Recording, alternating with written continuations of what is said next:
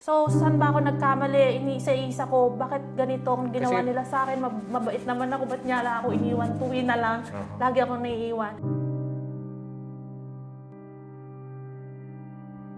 Dapat po gusto kong maging designer, sabi nila hindi pwede kasi nga hindi ka tapos, wala kang diploma. So, ang nangyari po, sabi ko, paano ko magagamit yung talent ko sa isang profesyon? So, yun po yung pumasok sa isip ko, maging beautician.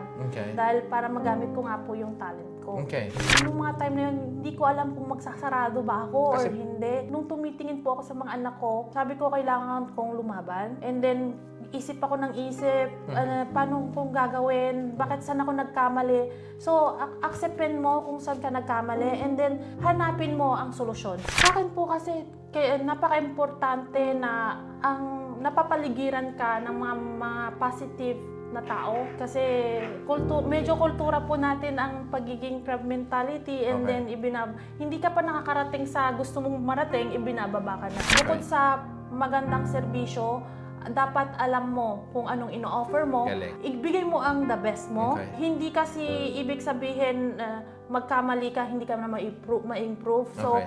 dapat subukan mo pa rin. Galing. Mag-try ka, and then i-improve mo na lang Okay. later. Kung iintayin mo ma-perfect, hindi darating yung time na perfect Tama. ka eh.